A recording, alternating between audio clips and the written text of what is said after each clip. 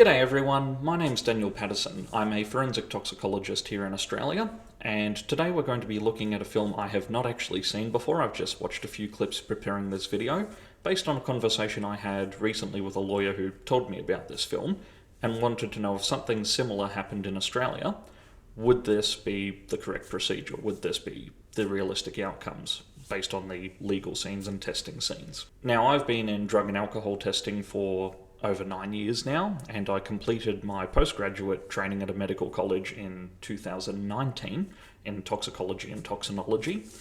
So now I'm actually going to be looking at this not just as a toxicologist, but one of the roles I've had was spending a year or 2 years as the drug and alcohol testing officer for an aeromedical retrieval service. So I won't say which one, but just think of something like Royal Flying Doctor Service or Care Flight, one of those sorts of agencies.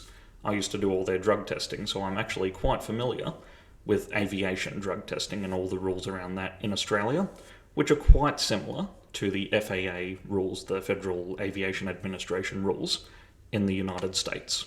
Now, for those who don't know, the film's whole premise is something goes wrong with the plane, the pilot pulls off some amazing miracle landing, but 6 passengers die as a result. Morning, ladies and gentlemen. I'm Captain Whitaker. If you look up, you'll see me here in the forward galley. I'll wave to you. I want to apologize for the bumps this morning. Evidently, Florida doesn't like us Georgians. Maybe it has something to do with the beating the Bulldogs put on the Gators last fall. I'm going to ask you just to stretch out and relax. Air might get a little cranky, so we're going to ask that you remain in your seats with your seatbelt securely fastened around you. We won't have beverage service today, but the flight attendants will be going through the cabin with water and with snacks. Have you on the ground in Atlanta? 40 minutes. Thank you.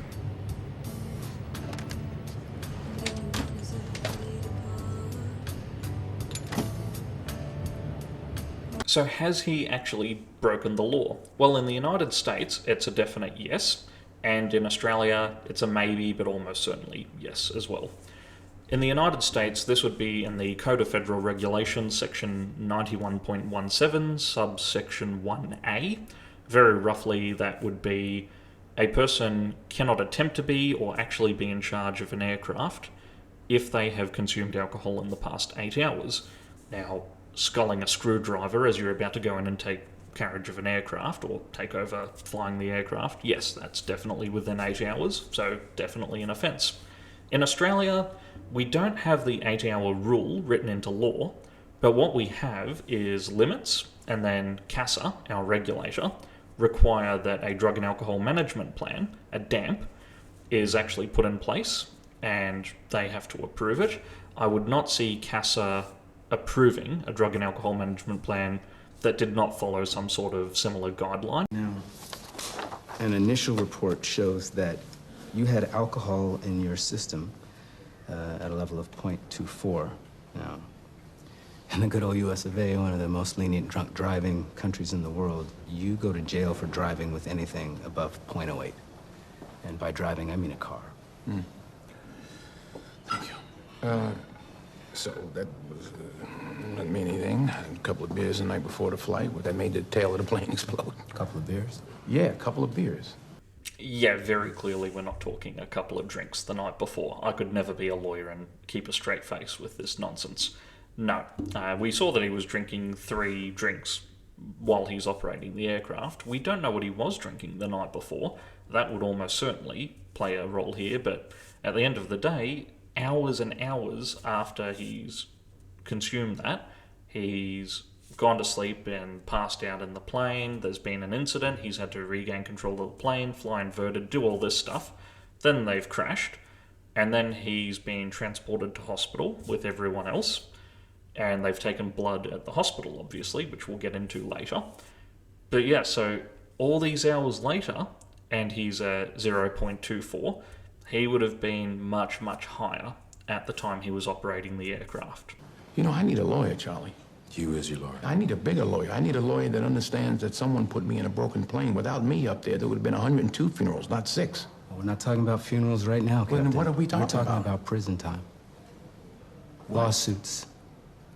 Somebody has to pay. What, write a check? It's not going to be me, I promise you that. As long as they're writing checks, tell them to write one for me, too. because someone put me in a broken plane. I'd love a check, Charlie.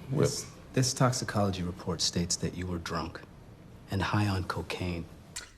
Okay, so that's going to hurt his legal defense a bit. Mixing drugs and alcohol is almost always seen by courts as an aggravating factor. It makes it worse for you. So in New South Wales, for instance, the state I live in and mainly work in, we do not send people to prison for drug driving for reasons I do not understand. But if you are drug driving and drink driving, as in mixing drugs and alcohol, you can go to prison. So yes, it is one of those things that you can get a much worse sentence if you are mixing drugs and alcohol. Felonies punishable by up to 12 years in prison. And if it is proven that your intoxication was the cause of the death of the 4 passengers, now we're going to look at 4 counts of manslaughter. That could be life in prison. Now, can I please do my job on your behalf and kill this tox report? So can you kill a tox report? Sort of. You can either get another expert in to challenge it, and if the court agrees with that expert and not the expert who did the report, then yes, it would be set aside. The other way is if they've made a fatal mistake on the report, so what I would call a fatal flaw. All right, so let's get down to it, Lenny. What does the union plan to do about this blood test saying Whitaker was high on booze and coke? This guy's a real peach. Well, I'm going to kill the toxicology report. The testing was done incompetently. The toxicology equipment they used was last calibrated in June of 2009. It's already 18 months past code. Now, that first mistake, there is absolutely no excuse. The tox report should be struck out for that reason, that the equipment is not calibrated. You cannot rely on equipment that is uncalibrated and well past the calibration due date. Now, for those who live in Australia, especially those in Queensland, you're probably thinking about a very particular government department right now. That's because earlier this year it was exposed just how incompetent Queensland Health forensics were, maybe still are, but definitely were in the past, that not only are they not NATA accredited for urine and oral fluid testing under the relevant Australian standards, so it's really debatable among other scientists should they even be doing the drug testing and alcohol testing they do for the police, but they also do DNA for the police and the DPP for very, very serious crimes like murder, child sexual abuse, rape, that sort of thing. And as it turns out, they had some pretty serious issues that, yes, their staff were incompetent, machinery was completely inappropriate for the tasks. There was so many issues that it's not actually possible to list them all. That would become its own video. Their log that should clearly state who labeled the blood vials and when is very incomplete. What they're talking about is basically something like that, a chain of custody record. It just documents who received it, date, time, that sort of thing, and that the labels and barcodes still matched. So what would happen is I receive the blood, I go put it in the fridge, that's recorded. Then the next day a lab tech comes and grabs it and prepares it for centrifuge and that sort of stuff. So they put their name, signature, date, time, all that stuff on the log. And then a biochemist or someone like that takes the serum and tests that. Then they are ending the chain of custody because after that it's basically done. There's no more testing to be done on it. So that's a chain of custody. It is a big deal to not fill it out, but it's not as big of a flaw as he's making it sound like. Obviously, this test has been struck out because the equipment's not proper. But chain of custody issues, they do happen, especially in bigger labs where you're dealing with hundreds or thousands of specimens a day.